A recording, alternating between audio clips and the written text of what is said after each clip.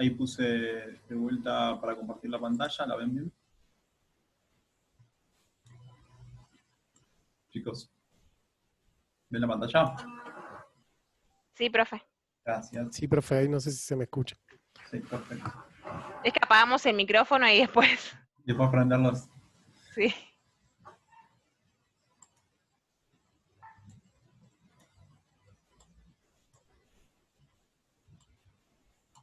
Bueno. Ahora vamos a ver en específico y con algunos ejemplos la notación contable de los ejemplos más sencillos en el DB y en el haber. Bueno, acá está la primera definición, que es dividir las cuentas patrimoniales en su forma de notación específica en el DB y en el haber, ¿no? En principio lo que plantea acá el libro es el debe y el haber son simplemente las dos categorías en las cuales se clasifican las variaciones patrimoniales. Gráficamente, el debe y el haber pueden identificarse como dos columnas distintas en las cuales se van registrando los distintos asientos contables. Las primeras tres cuentas que voy a mencionar son los activos, los gastos y las pérdidas. Y el registro, siempre recuerden esto, el registro se hace en las dos columnas, ¿sí? Depende qué esté pasando con esa cuenta, ¿sí? Las cuentas del activo, de los gastos y de las pérdidas, cuando aumentan, o sea, cuando hay un incremento, ¿sí? Se hace un registro en el debe. Cuando hay una disminución de los activos, de los gastos y de las pérdidas, se registra en el haber, ¿sí? En particular, para estas primeras tres cuentas, las disminuciones que vamos a tener, por lo general, van a ser de activos, ¿sí? No vamos a tener disminuciones de gastos o disminuciones de pérdidas. Profe, perdón, ¿está grabando? Sí. Bien. ¿Hasta acá me siguieron? Sí, perfecto. Tenemos tres cuentas, activos, gastos y pérdidas. Los aumentos en esas tres cuentas se van a registrar en el debe, ¿sí? Las disminuciones en esas tres cuentas se van a registrar en el haber. La aclaración es que las disminuciones que vamos a notar en el haber, por lo general van a ser disminuciones de activos, no disminuciones de gastos o disminuciones de pérdidas, ¿sí? Bueno, eso es como una regla, funciona así, no hay mucho más que interpretar. Recuérdenlo, memorícenlo, y cuando vayan a hacer la anotación contable y vean que esa cuenta patrimonial aumenta, regístrenla en el debe, cuando vean que disminuye, regístrenla en el haber. En el caso de las otras cuentas que estaban del otro lado de la ecuación, ¿se acuerdan? Teníamos la ecuación, todos los términos, teníamos tres cuentas a la izquierda, activos, gastos y pérdidas, y a la derecha teníamos otro conjunto de cuentas. Las cuentas incluidas en el pasivo, capital, resultados acumulados, ingresos y ganancias, es a la inversa, ¿sí? Cuando aumenta el pasivo, cuando aumenta el capital, cuando aumentan los resultados acumulados, cuando aumentan los ingresos y cuando aumentan las ganancias, se registran en la otra columna, se registran en el haber. Y cuando disminuye el pasivo, cuando disminuye el capital, cuando hay una disminución de los resultados acumulados, de los ingresos y de las ganancias, la disminución de ingresos tampoco, pero de las ganancias sí, lo vamos a registrar en el debe, en la otra columna. Tienen un comportamiento inverso. ¿Por qué tienen este comportamiento inverso? Porque lo que buscamos es una equivalencia macroeconómica, es una igualdad entre las dos cuentas. ¿Sí? Entonces, por ejemplo, acá el ejemplo que puse, si una empresa recibe un pago vía transferencia bancaria por el cobro de una venta de mercadería, como este ingreso, esta transferencia bancaria implica un incremento en su activo, se anota en el debe. ¿Sí? Eso es un ejemplo sencillo. Habíamos dicho que los aumentos en los activos se anotaban en el debe, una empresa determinada recibe una transferencia bancaria, es un incremento en su activo, lo anoto en el debe. Es el ejemplo sencillo, básico y demás. ¿Estamos? ¿Me siguen? Bueno. Acá está graficado, ¿no? Para que también lo tengan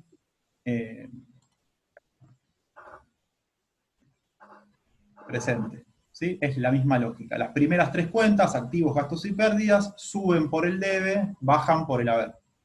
¿Sí? Esto después yo se los paso, pero también es un machete importante para después tenerlo siempre al lado cuando uno va haciendo la anotación contable.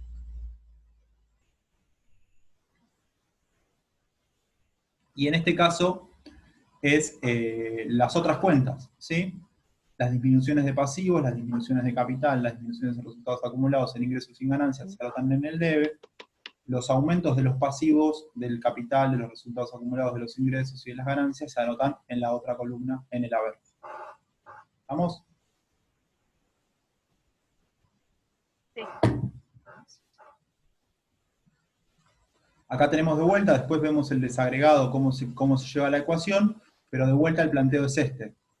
Digo, las primeras tres cuentas, activos, gastos y pérdidas, tienen una notación particular. Los pasivos, el capital, los resultados acumulados, los ingresos y las ganancias, tienen una forma de anotarse distinta, que es a la inversa.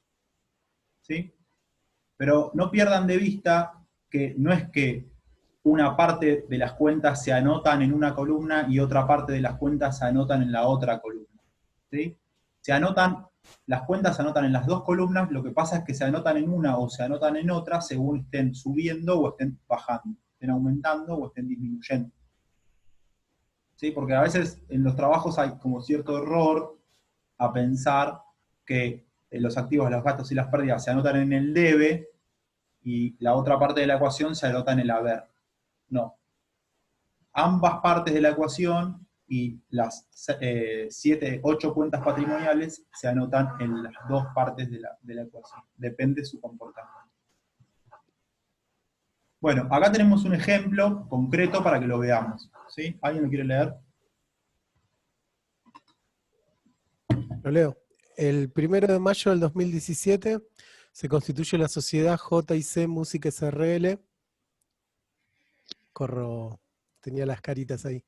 Dedicada a la compraventa de guitarras. La sociedad cuenta inicialmente con 2 socios, Julieta y Carlos, que realizan esa misma fecha sus aportes de la siguiente manera. Julieta aporta un local valuado en 1.500 y un auto por 500. Por su parte, Carlos aporta 250 en efectivo y 1.000 que transfiere de una cuenta corriente propia a otro nombre de la empresa. ¿Sí? Tenemos un día en una empresa cualquiera, que en particular es el primer día de esta nueva empresa que mencionó Leonardo, que es una sociedad entre 2 socios. Esos 2 socios deciden tomar determinadas decisiones económicas y como todos los que ponemos plata en algo o donamos algo o prestamos algo, queremos que eso por lo general tenga algún tipo de registro. ¿Cuál es el registro particular que tienen las operaciones que se registran en una empresa?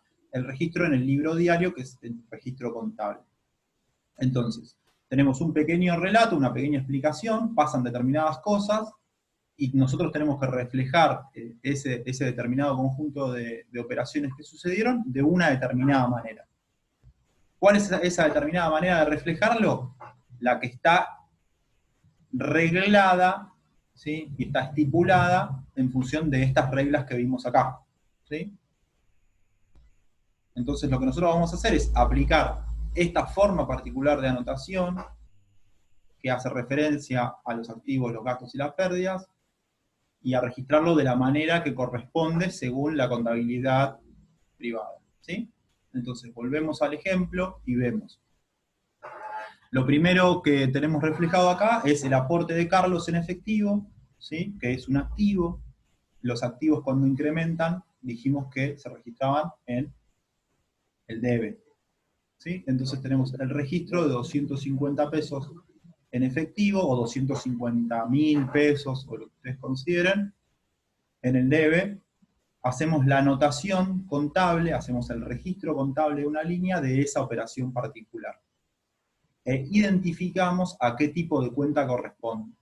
¿Sí? Es una operación en efectivo que afecta a la cuenta patrimonial del activo y se anota de esta determinada manera. Tenemos otra operación que es distinta, porque no es una operación de aporte en efectivo, sino que es una operación de aporte en efectivo, pero con una modalidad distinta que es vía transferencia. Entonces la vamos a diferenciar, va a ser un aporte de 1.000 pesos de la misma persona, pero con una diferenciación. Vamos a identificar que esto es un aporte a través de cuenta corriente. pero también es un activo, y como es un incremento del activo, también lo vamos a registrar en el debe. ¿Hasta acá estamos? Sí. ¿Sí? ¿Consulta? Sí. Bueno. Después tenemos dos elementos que también constituyen a la empresa, que es que hay uno de los miembros, que en este caso es Julieta, que va a aportar un inmueble, ¿sí? Es un local. Ese local también es el incremento de un activo, ¿sí? Porque es un activo que ella aporta, y ella, como socia, quiere que quede registrado que ella está aportando un local, ¿sí? Y que ese local se considere en la evaluación patrimonial de la empresa, ¿sí? Porque digo, uno podría pensar que, bueno, si la persona pone el local a disposición de la empresa, bueno, lo pone, funciona la empresa, ya lo tenía, lo prestó, lo que sea. Bueno, no. En la contabilidad, ese aporte particular de un inmueble lo tenemos que registrar, y se tiene que anotar, y se tiene que evaluar ese local de una determinada cantidad. ¿En qué forma lo vamos a evaluar? Bueno, eso es otra discusión. Digo, a ver, ¿cómo lo voy a evaluar? No sé, puedo hacer cuánto sale un año de alquiler de ese local y registro ese monto. Yo aporto un local que si lo alquilara durante un año sería tanta plata, entonces lo anoto, supongamos, un local grande, no sé, 1,5 millones de pesos, y anoto ese aporte porque durante un año ese local va a estar destinado a la empresa, y yo quiero que quede registrado que yo no voy a percibir 1,5 millones de pesos por alquiler del local, sino que ese local va a estar a disposición de la empresa, pero yo quiero que quede anotado patrimonialmente. Entonces acá tenemos el registro del local por 1.500 pesos. Sí. ¿Lo voy a registrar como local o como inmueble al final? Lo puedo registrar como cualquiera. No, en este caso lo vamos a denominar local porque es más sencillo, pero bueno, conceptualmente es un inmueble, ¿no? Puede ser si fuera un depósito, ponele, también podríamos equiparar local y depósito, los equiparamos y decimos que son inmuebles. Pero en este caso, para la comprensión, lo anotamos como un local. También representa un incremento en el activo. ¿Cuál es el otro aporte que hace otro de los socios? Hace un aporte de un auto, ¿sí? Lo mismo. ¿Cómo registro el aporte de un auto en la empresa? Bueno, también es una discusión. Supongamos, yo puedo decir, este auto, en vez de ponerlo a disposición de la empresa, lo pongo para trabajar como un remis o un Uber, y si yo lo pusiera a trabajar como un remis y un Uber durante un año, me generaría tanta plata, entonces anoto cuánta plata me generaría ese auto si yo lo utilizara para otro destino, pero lo voy a destinar para el local. Entonces acá está el registro de 500 del aporte de ese auto. Entonces, en términos de las cuentas patrimoniales tenemos, volvemos acá, tenemos que los socios aportan 4 activos, ¿sí? Entonces el aporte de esos 4 activos los anoto en el debe porque son incrementos de activo de 4. Aporte en efectivo, una transferencia bancaria, un local y un vehículo. ¿Estamos? Sencillo. Sí. Ahora, esos 4 activos que yo aporto van a constituir de alguna manera el capital inicial de la empresa.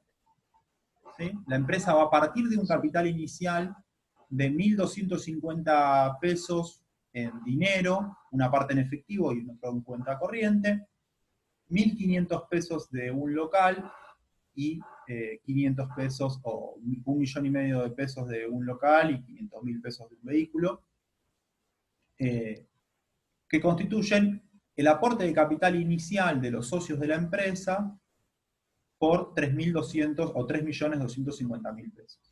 ¿Sí? ¿Qué dijimos respecto a la cuenta de capital? Habíamos visto que la cuenta de capital tiene un comportamiento distinto a las cuentas del activo y el incremento del capital se registra por el haber, ¿no? Lo tenemos acá. ¿Se entiende? Entonces, nosotros registramos los activos, registramos el capital y tenemos la equivalencia, ¿sí?, contable de un día de la empresa consolidada en el libro diario. ¿Se entendió? Y esa equivalencia contable es la que nos da la equivalencia entre el debe y el haber por el mismo monto. ¿Me siguieron? ¿Alguno le queda alguna duda, consulta? No. ¿No?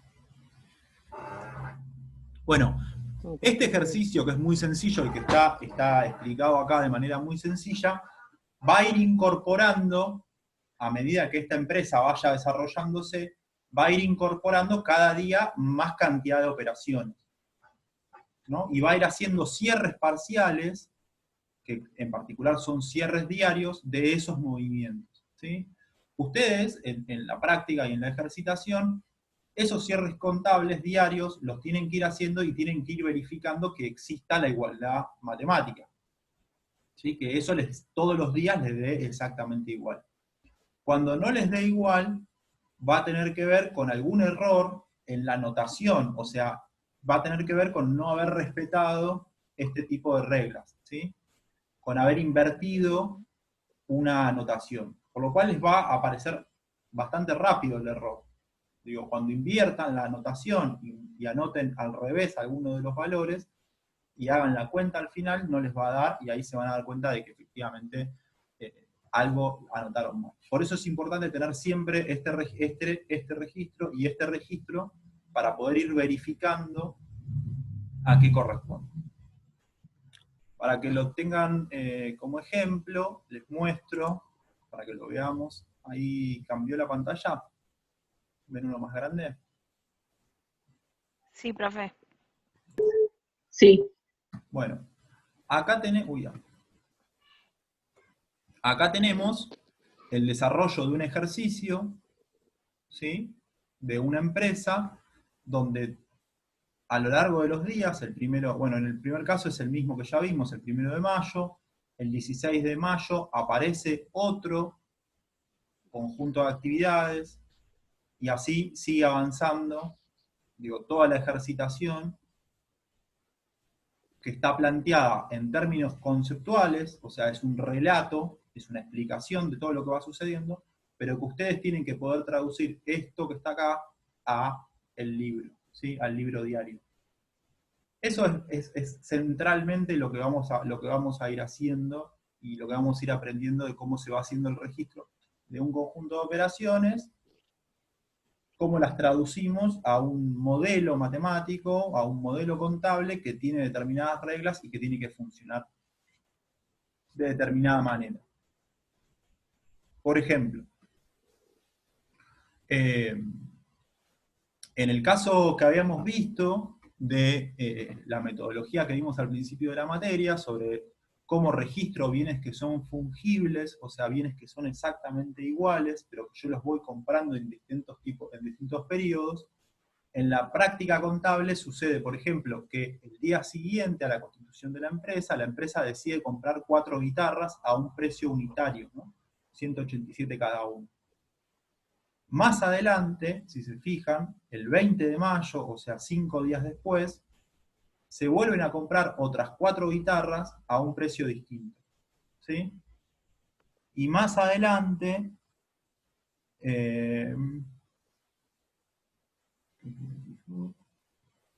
bueno, ahora no lo encuentro, pero más adelante, acá está, por ejemplo. El 31 de mayo se venden esas guitarras a un precio determinado, y lo que se plantea en el ejercicio es, para evaluar la mercadería vendida, la empresa utiliza el método PEPS, ¿sí? Entonces ahí es importante que ustedes conozcan las dos metodologías para que cuando hagamos la ejercitación ustedes sepan qué metodología utilizar.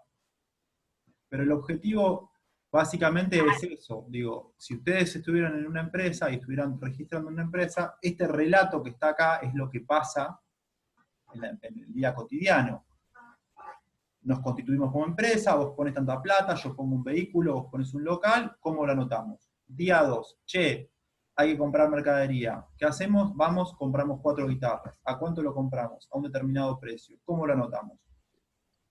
Después, mayores complejidades. Cuando yo hago la compra de esas 4 guitarras, por ejemplo, dice, 1/3 de la compra se paga con un cheque, ¿sí? Contra la cuenta corriente de la empresa. El resto se paga con pagarés a 30 y a 45 días.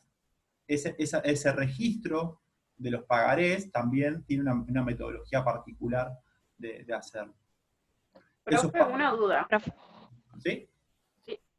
¿Cómo sabemos si los pagarés son activos, pasivos? ¿Usted nos da la clasificación de eso? Sí, es lo que vamos a ir viendo. Ok.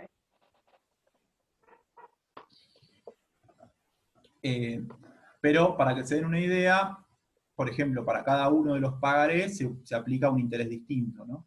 Uno tiene un 5% y el otro tiene un 7,5%. Uno porque vence antes, tiene un interés menor, el otro vence después, a 45 días, tiene un interés mayor. Y así es como es la dinámica, digo, donde nosotros vamos a ir haciendo análisis del comportamiento de una empresa y vamos a aplicar una metodología para llevarlo al método del debe y el haber. ¿Se entiende? Sí. Más o menos. Yo me guío por los que tienen la cámara prendida. Esto tiene que decir algo, porque si no, ¿lo siguen? Sí, vamos a Sí, necesitar sí. practicar profe, sí. después para poder fijarlo, pero se entiende. Federico, Irina, Aaron, Tilda. Caro, Paola. Sí, sí, se Profe. va entendiendo, profe. ¿Va entendiendo, Aaron? Sí, se entiende, Maribel. profe. Bueno, Profe, ¿sí? ahí veo en el ejemplo que está hablando del IVA. ¿El IVA cómo se registra? Oh, Dios. Bueno, paciencia, eso lo vamos a ir viendo. Pero también se registra. Ay, se me cerró todo, profe, no lo puedo abrir. Se registra. Bueno, sigamos un poquito más.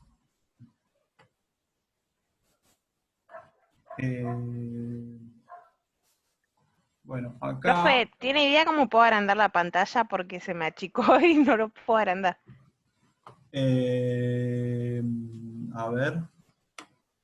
Tenés que tener un Sí. botón para achicarnos a nosotros, a los participantes. Ahí No, está, sí. ahí pude.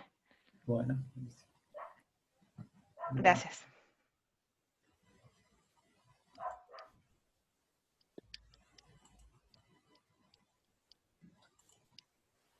Les muestro un poco más para que sigamos viendo un poco más y se familiaricen un poco más. Ahí se ve el Excel que les comparto. Sí. Sí, profe. Sí, se ve, profe. Lo voy a agrandar un poco Sí, se ve. para que tengan el celu.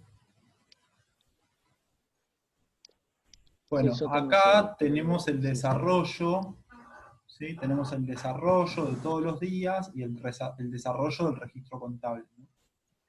Con la misma lógica. Ujú.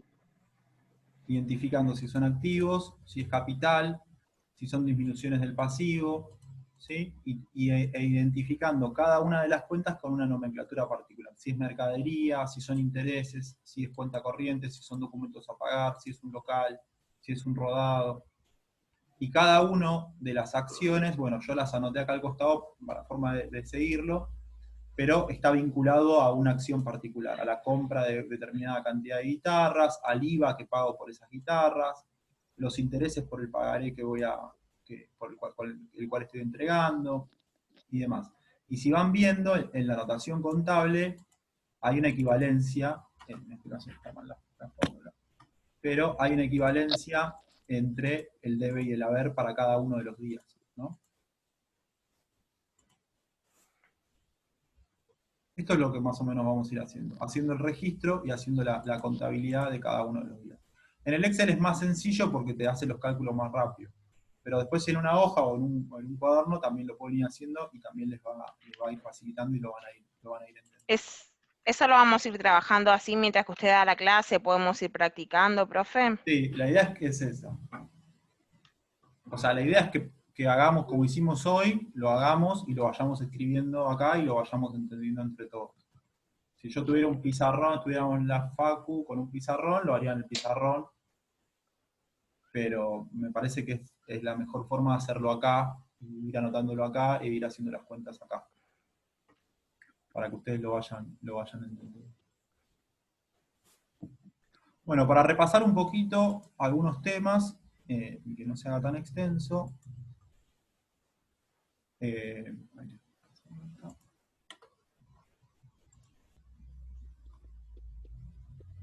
¿ahí lo ven?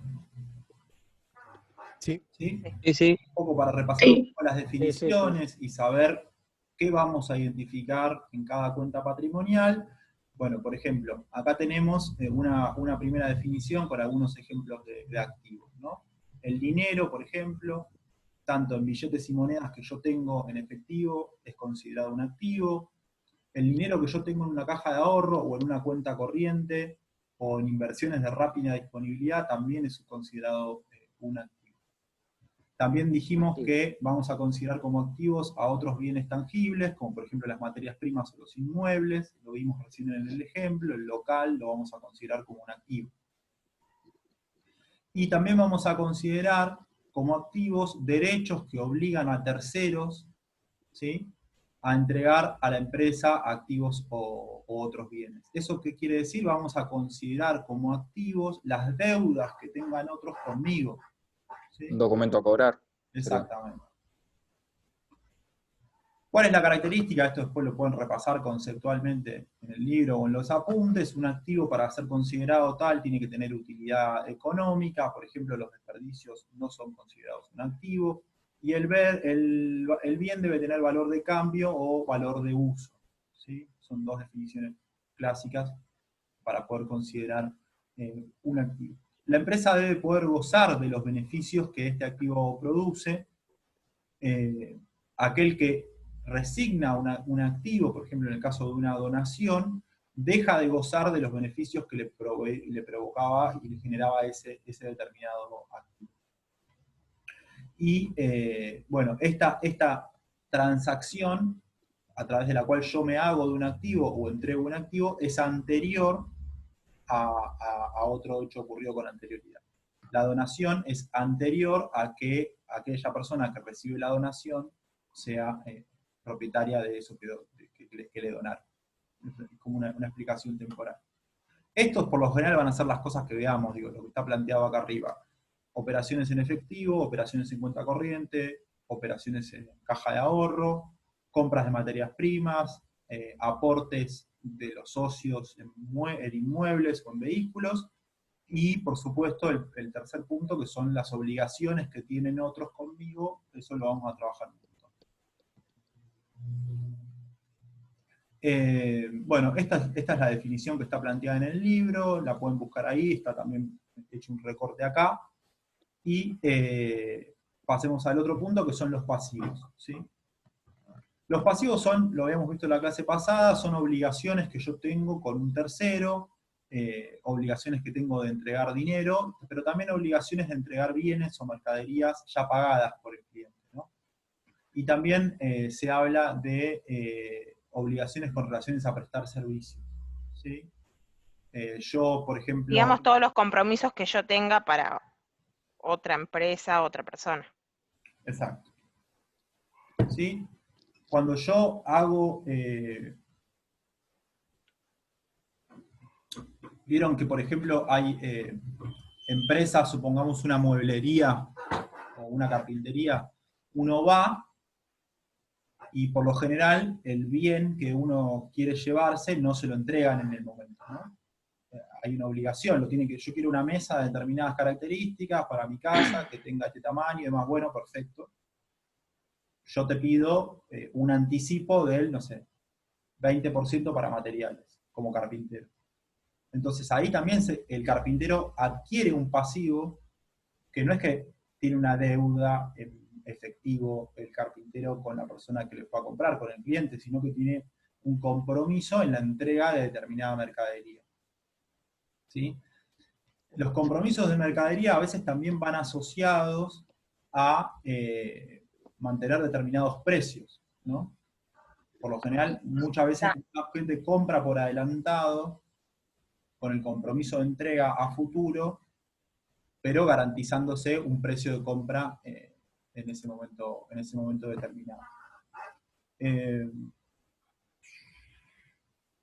Por supuesto, el punto 1 es el más importante, digo, la cancelación de un pasivo implica un determinado sacrificio, o sea, yo tengo que o entregar un bien, o entregar dinero, o lo que sea, no es que es un pasivo en sí mismo, sino que implica que yo algo voy a tener que ceder.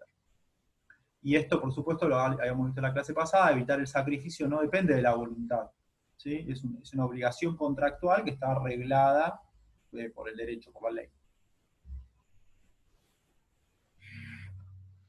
Existen este tipo de pasivos que en particular no los vamos a ver en detalle para las cuentas, pero está bueno que los tengan presentes, que son pasivos contingentes, ¿sí?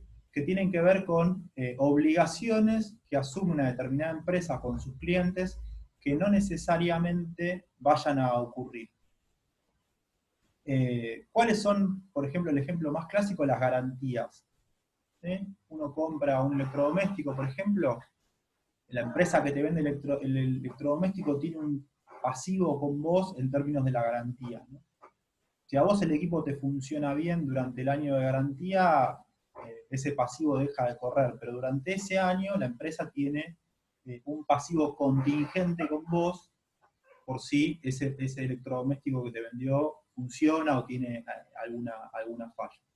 Es un pasivo que puede o no cobrarse o ejecutarse, por eso es contingente. ¿Los seguros de vida también, por ejemplo, profe? Sí, exacto. Y los seguros de los vehículos lo mismo y demás. Es este concepto, ¿no? Digo, hay una empresa que tiene una obligación con un cliente, pero no necesariamente la va a cumplir a esa obligación. Depende de un elemento externo, de un factor externo. En el caso de la garantía lo más clave, en el caso de los seguros también. Y por ejemplo, en el caso de las indemnizaciones, o cuando hay un juicio laboral, ahí también hay un pasivo contingente, ¿no? Yo soy una empresa, despido a un trabajador, ese trabajador me hace un juicio, probablemente yo tenga que asignar una parte del patrimonio de mi empresa a la posibilidad de perder ese juicio, pero yo no sé cuánto es que voy a tener que pagar por ese juicio, ¿sí? No sé si va a ser mucho, si va a ser poco y demás. Es un pasivo contingente, o sea, yo tengo una deuda, pero no depende de mí saber cuánto va a ser esa deuda y ese pasivo que yo voy a tener. Depende de un juez, por ejemplo. ¿Sí? Ese es el concepto de pasivos contingentes, que es un compromiso que asume una empresa, pero que no necesariamente va a cumplir y que no necesariamente conoce en cuánto va a tener que salir a cubrir. En el caso de los pasivos contingentes, de los seguros, por ejemplo, hay una carrera en ciencias económicas especializada en formar gente en análisis de riesgo sobre pasivos contingentes, ¿sí? Que son los actuarios, por ejemplo. ¿Escucharon hablar de esta carrera? Sí. Bueno, los actuarios son Sí. profesionales de las ciencias económicas, son pocos, es una carrera muy compleja, que lo que hace es trabajar sobre este tipo de problemas, sobre el riesgo, ¿sí? Sobre los pasivos contingentes, laburan mucho con seguros, con aseguradoras y demás, y lo que hacen es trabajar con modelos matemáticos de riesgo en relación a esto, a pasivos contingentes. Y, por supuesto, son gente que trabaja mucho con matemáticas y con estimaciones matemáticas y demás. Pero bueno, hay toda una rama de la economía que se dedica al estudio de este tipo de problemas, ¿sí? Que es, bueno, ¿cómo calculo yo ese pasivo que no sé cuánto es? ¿Sí? Eso es para que lo conozcan. Pero bueno, es un concepto que es interesante y está bueno tenerlo presente, porque no funciona de la misma manera que el pasivo. No lo puedo registrar de la misma manera porque desconozco si va a ocurrir o no va a ocurrir. Por lo general, en las empresas se registra, digo, cuando yo entrego un bien en garantía, en todo el libro diario de mi empresa, tengo que registrar que probablemente de las 10 computadoras que vendí, una la voy a tener que cubrir porque va a funcionar mal. Entonces, hago ese registro de pasivo contingente, y después cuando pasa el año y ninguna de las 10 computadoras falló, lo descuento. Pero tengo que hacer la previsión económica porque tengo que tener respaldo ante una eventual situación en la cual me vengan a pedir salir a cubrir esa garantía del bien. El otro concepto, y con esto ya vamos cerrando, después lo seguimos viendo, tiene que ver con el concepto de patrimonio, ¿sí? Y en particular lo que nosotros vamos a trabajar acá es el concepto de patrimonio neto. ¿Sí? El patrimonio neto tiene que ver con la diferencia entre el activo y el pasivo. Y es la riqueza de una empresa o es la riqueza de un individuo en un momento determinado. ¿Sí? Y está planteado en este sentido como una fórmula matemática donde el patrimonio es igual al activo menos el pasivo. Que si uno hace la inversión económica puede hacer también el cálculo del activo como la igualdad entre el pasivo más el patrimonio. ¿Sí? En este caso está calculado de esta manera, para el patrimonio y para el activo. Por lo general, ¿cómo hacemos el cálculo del patrimonio, la constitución del patrimonio? Bueno, por los aportes de capital o por las ganancias o los resultados acumulados en un periodo determinado. Eso es lo que constituye el patrimonio de una empresa. Bueno, esto de aportes de capital también lo vimos, y lo que tiene que ver con resultados del periodo también lo vimos la clase pasada. Hablamos un poco de las inversiones que puede hacer una empresa en acciones, por ejemplo, o en valuaciones que están por fuera del funcionamiento y de lo que se dedica a la empresa. La empresa cuenta con un capital disponible, cuenta con un dinero que no está siendo utilizado por las transacciones, decide hacer una inversión, por ejemplo en el mercado de valores, compra determinadas acciones, esas acciones le dan ganancias o le dan pérdidas, y el registro de ese resultado, de esa inversión, se tiene que registrar también en el libro diario. ¿Sí? A veces acá la diferenciación que se hace en la contabilidad es en variaciones cuantitativas o variaciones cualitativas. Cuantitativas es cuando hay una disminución, ¿sí?, o un aumento en las cantidades, ¿sí? Y una variación cualitativa del resultado de un periodo es cuando yo cambio la composición, ¿sí?, de esa inversión. Por ejemplo, durante un determinado periodo hago inversiones en comprar dólares, porque apuesto a la devaluación, y en otro determinado momento paso ese dinero de inversión a dólares, lo paso a, por ejemplo, a un plazo fijo, o lo paso a una inversión en una acción. ¿Sí? Ahí lo que cambió no es la cantidad, ¿sí?, de la inversión, sino lo que cambió es el contenido cualitativo. O sea, cambia el tipo de inversión que yo realizo. ¿Se entiende? Más o menos. Por ejemplo, para traerlo de vuelta a la discusión que hablábamos al principio de la clase, uno de los problemas que se plantearon en la economía argentina durante el gobierno anterior, es lo que se llamó la modificación cualitativa de la deuda. ¿Sí? Eso lo van a escuchar y se habló muchísimo.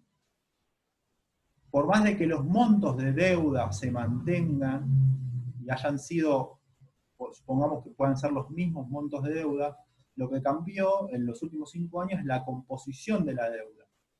¿Sí?